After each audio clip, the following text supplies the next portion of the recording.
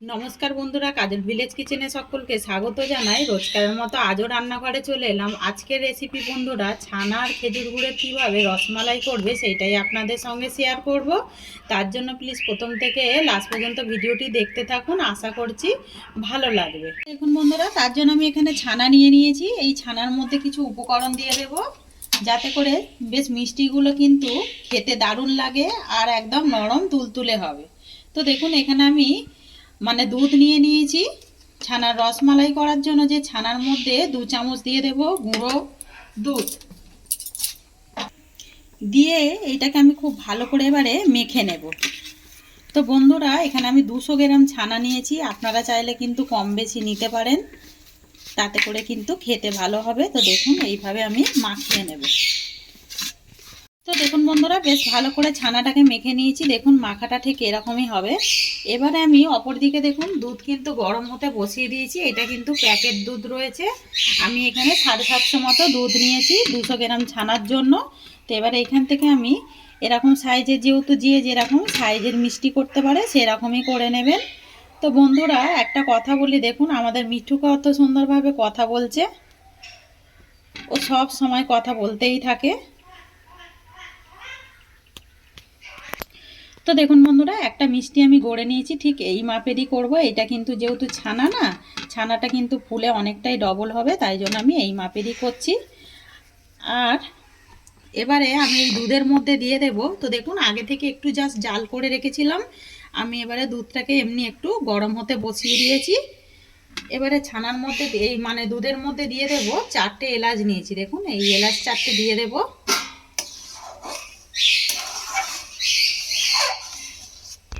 মিষ্টিগুলোকে একই মাপের করে আমি আগে গড়ে নেব। বন্ধুরা, সব মিষ্টিগুলোকেই আমি বেশ সুন্দর করে গড়ে নিলাম। দেখুন একদম ফাটাও হয়নি, কতটা সুন্দর হয়েছে। অপর দিকে দুধটাও কিন্তু বেশ সুন্দরভাবে ফুটে উঠেছে। দুধের মধ্যে এবারে দিয়ে দেব যে ছানার মিষ্টিগুলো গড়ে নিলাম, এইগুলো দিয়ে দেব। আপনারা চাইলে যে কোনো আকারেরই গড়ে নিতে পারেন। তো দেখুন দিয়ে দিলাম। দিয়ে আমি এইটাকে এই হাই ফ্লেমেই আমি এটাকে 10 মিনিট এইভাবে ফুটতে দেব। চাপা দেবার আগে আমি একটু চিনিটা দিয়ে দেব।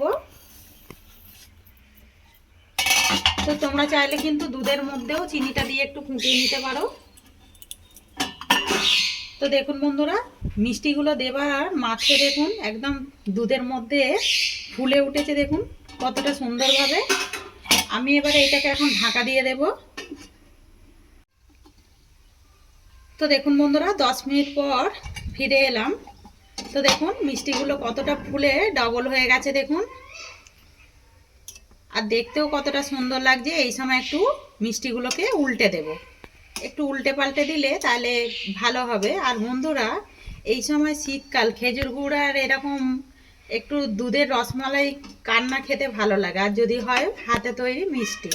তো কতটা সহজেই দেখুন আমরা কিন্তু ছানা বাজার থেকেও কিনে আনতে পারি, অথবা দুধ থেকেও কিন্তু ছানা কাটিয়ে, অনেক সময় দেখবেন দুধ রয়ে গেলে পরে একটু ছানা কাটিয়েও কিন্তু বাড়িতে এইভাবে মিষ্টি রেডি করা যায়। তাহলে করে বাড়ির সবাই কিন্তু বেশ আনন্দ হয়।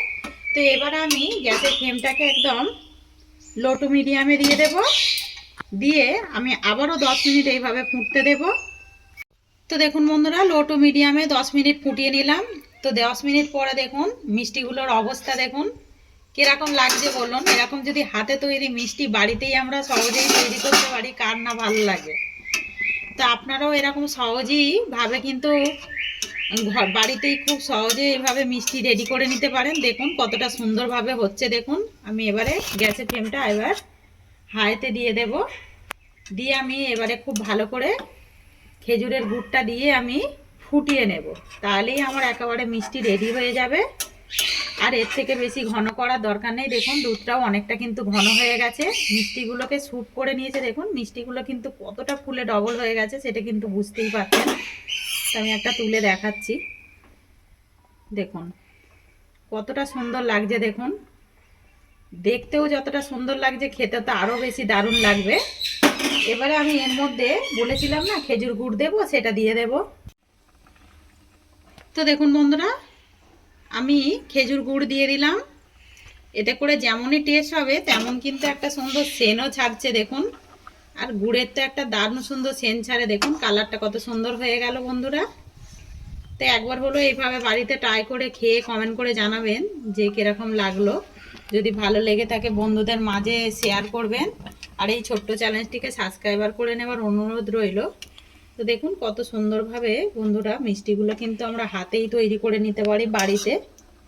দেখুন বন্ধুরা একদম কিন্তু রেডি হয়ে গেছে। এবার আমি এটাকে নামিয়ে নেব। তো দেখুন দেখতে কতটা সুন্দর হয়েছে দেখুন, আর ফুলে কতটা ডবল হয়ে গেছে দেখুন। তো দেখুন বন্ধুরা একদম নামিয়ে নিয়েছি। এবারে কতটা নরম আর তুলতুলে হয়েছে সেইটাই আমি একটা কেটে দেখাচ্ছি। তো বন্ধুরা দেখে তো মনেই হলো যে প্রথম থেকে লাস্ট পর্যন্ত ভিডিওটি দেখলে কিন্তু সবাই বাড়িতে খুব সহজেই তৈরি করতে পারবেন। আর কতটা নরম আর তুলতুলে হয়েছে কিন্তু এটা দেখতেই পাচ্ছেন। আর আমি একটা কেটেও দেখাচ্ছি দেখুন কতটা সুন্দর হয়েছে। আর একদম দেখুন দুধে একদম স্যুপ করে গেছে মিষ্টিটা, খেতে তো দারুণ হবে। আর দেখুন নরম, দেখুন কতটা নরম। এই রেসিপিটি যদি ভালো লেগে থাকে লাইক শেয়ার কমেন্ট করবেন, বন্ধুদের সঙ্গে শেয়ার করবেন, আর এই ছোট্ট চ্যানেলটিকে সাবস্ক্রাইবার করে নেবেন। আমার এরকম নিত্য নতুন রান্নার জন্য পাশে থাকা বেল আইকনটি প্রেস করবেন।